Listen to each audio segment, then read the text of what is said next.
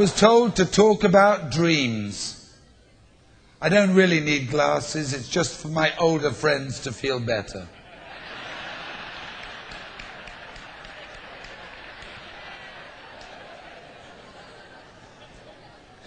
You remember what Queenie said about the pig? When was the last time they had a golden pig? When was the last year they had a golden pig? You see, this is why I make all the money. You got to remember the things. How many years ago the golden pig?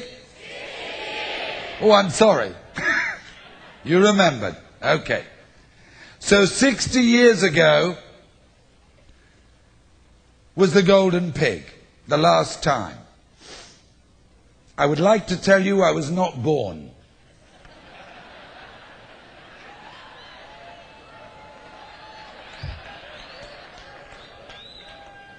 And most of my life, I've been accused of being a dreamer. You know, you get accused. You're just a dreamer. You're dreaming. Isn't that right? Like it's a bad thing. And we all dream. Sometimes, mostly I don't remember my dreams. Some people can remember their dreams. And you can actually have a process where you can remember your dreams. Okay? And I've had a dream life. When I was 4 years old, was the last year of the golden pig.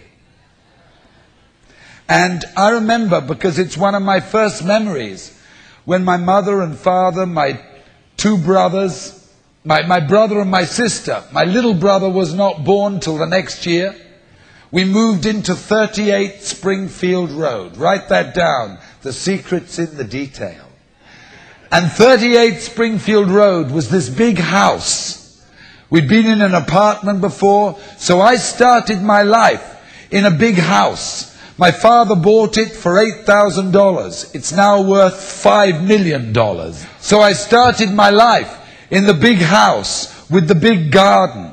And I had the best of money. My mother used to say, go to my bag, take whatever money you want. I never had to do a job selling newspapers or corn on the cob by the road or anything else.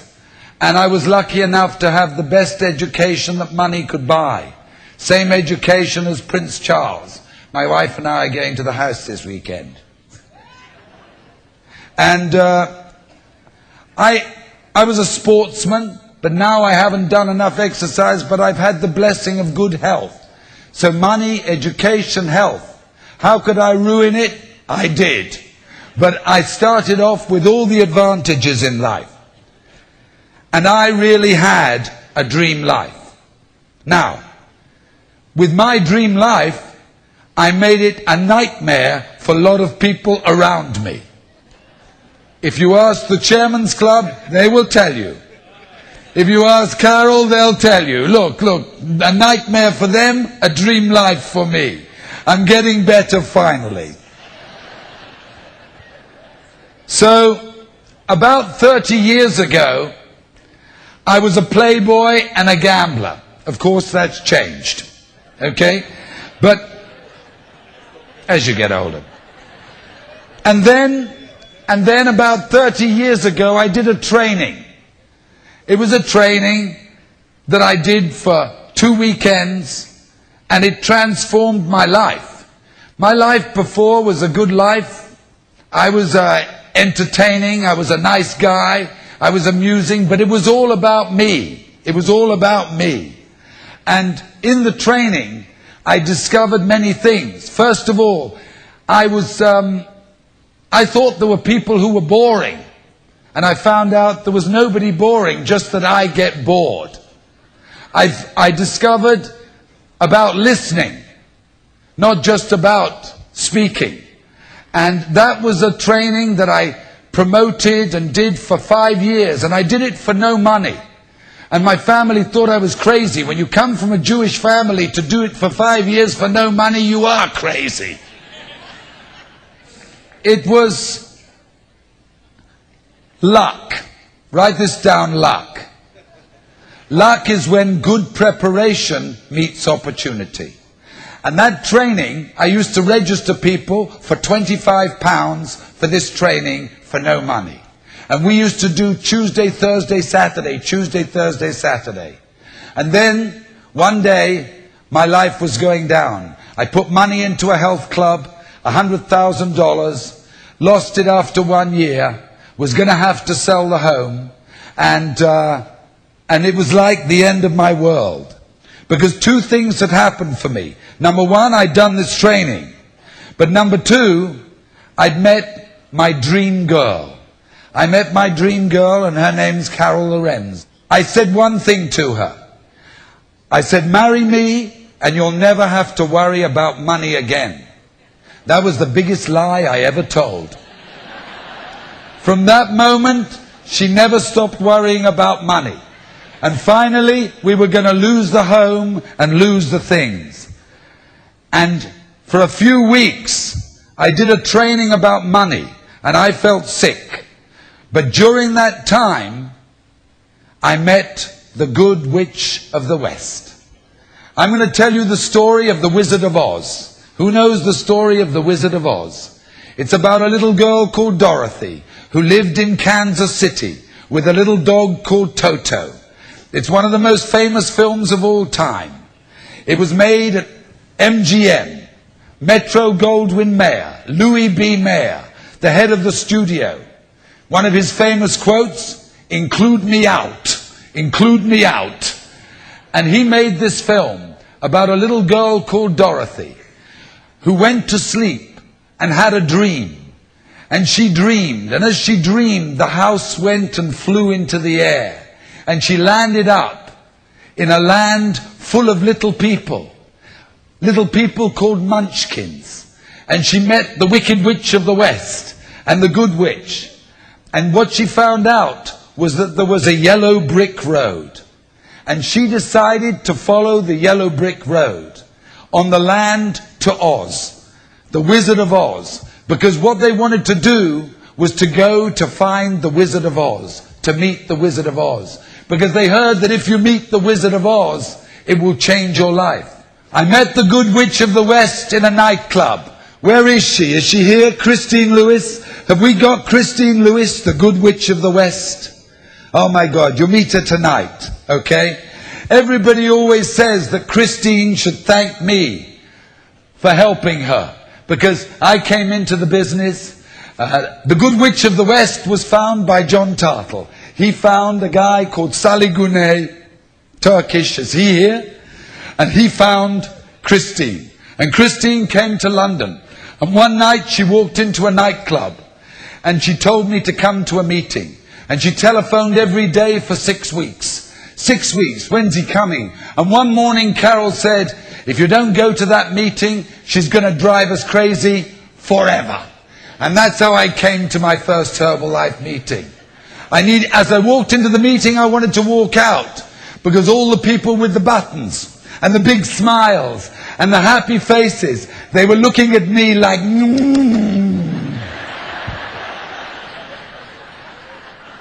For 1 hour I tried to look thin, but I couldn't hide the chins. And the best moment was when they said, finish the meeting, out of the room, went home, and that was the end. But Carol got on the products, and she felt great. She'd broken her leg as a model, and that was the start of an incredible journey. And it was Christine who led me to the yellow brick road. And what happened in The Wizard of Oz was that along the road, Dorothy met some characters. Just like I met some characters. For me it was 1991, 1992 and 1993. The first one I met was the Scarecrow. You know what a scarecrow is? The birds in the field, they have this thing. And he was a scarecrow. He was made of straw. But he was a sad scarecrow, because he didn't have a brain. And I met a few of those. My old teacher said to me, My first hope was that my first realization was that my people don't think like me. My second realization, they don't think at all. And I met the scarecrow. You know, in Holland they have an expression, dumb blonde. Write this down. Blondes are not so dumb. Blondes are not so dumb. But this was a girl. She'd been in public relations. She'd been waitress in a restaurant. And she is one of the cleverest people. But she didn't think she was clever. She didn't think that she had a brain. It was the men, the businessmen, that had the brains. And so I said to her, come on, let's go and see the wizard. And let's go to Anaheim. And let's go and see the Wizard of Oz. And we went off. We're off to see the wizard, the wonderful Wizard of Oz. And then we went along the road. And then I met a tin man. He was a little tin man, okay? And his problem, he had the brains, and he had the courage, but he didn't have the heart. He'd been in business, $2,000 a month, and he just didn't have that feeling for the people. And his name, Pietro Cardoso.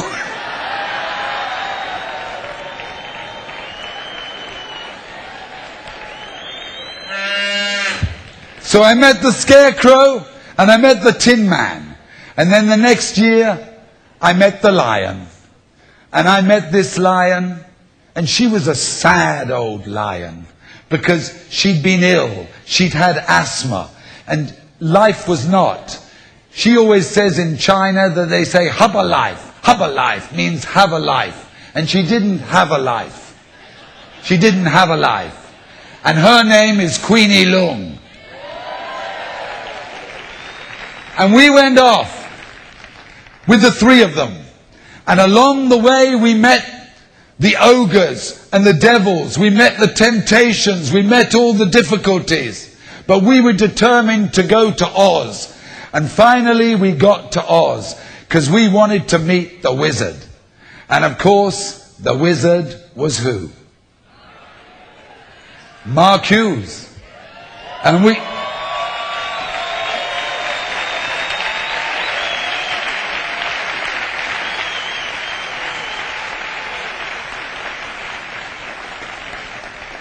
but he wasn't a wizard. He had no education. He had nothing special. Really, he didn't. He was just an ordinary guy.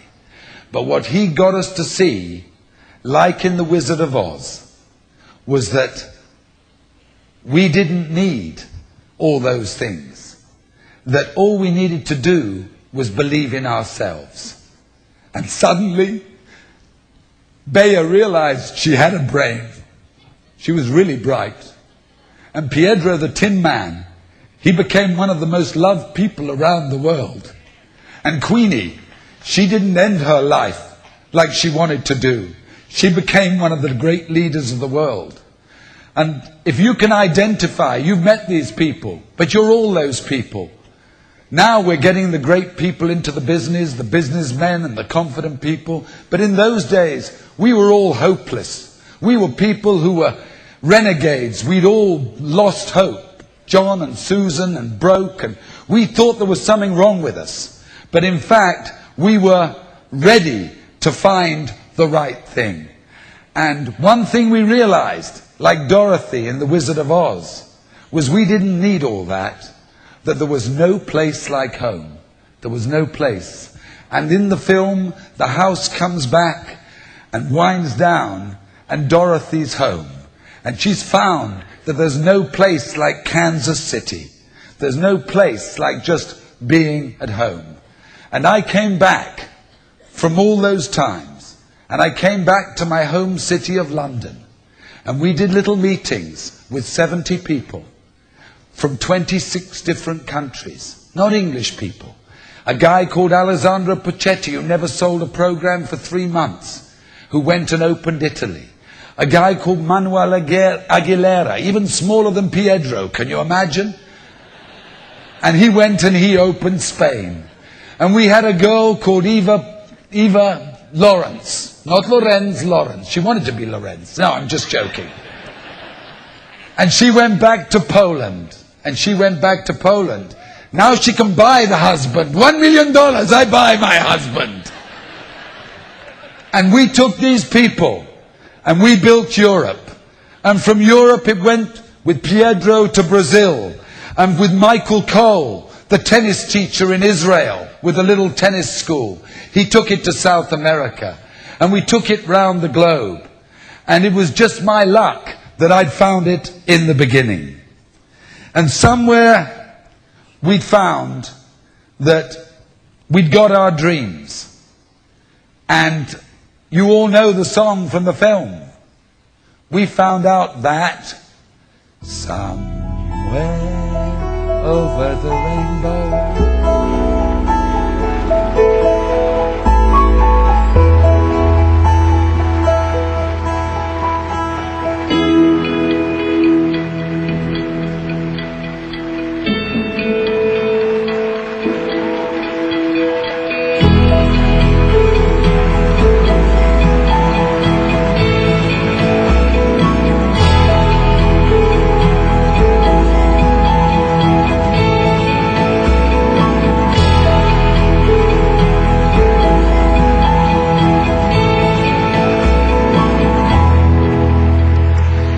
And what we all did, if you ever saw the Mickey Mouse film, we became the sorcerer's apprentice.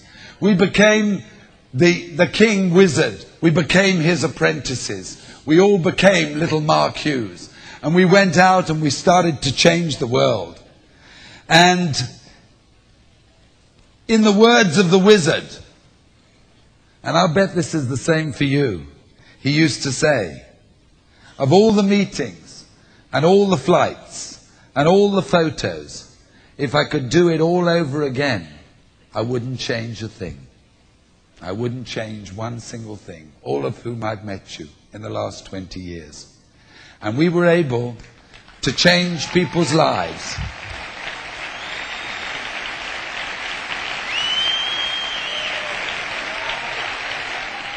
So what did I tell you?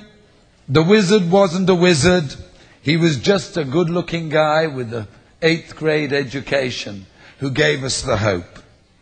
But you know, my life is becoming a dream. Marcus has always said, you know, when Ellen talks about lifestyle, he shows you a picture of a bank. I've never really had a home. And then about 2 weeks ago, I finally found a home where I'm going to be residing, where I'm going to be welcoming you from all over the world with a speedboat, 2 hours from Sicily in the speedboat, opposite Tunisia, near Libya, near Israel, because I'm going to be a resident of Malta. So I finally got a home. I'm going to be there next year. So my dreams are coming true. I want to bring up some people with me. Because my friends and I, all right, my Chairman's Club members and the speakers this weekend, I want to invite you up on stage because, you see, our dreams have pretty well come true. We got other dreams, but we saw today with our new Chairman's Club member, our dreams have really come true. And whether you believe it or not, our dreams now are your dremes. We're dreaming for you. We want every one of you to have your dreams come true. And that's what we're doing. And so I want to invite on stage my friends from the Chairman's Club.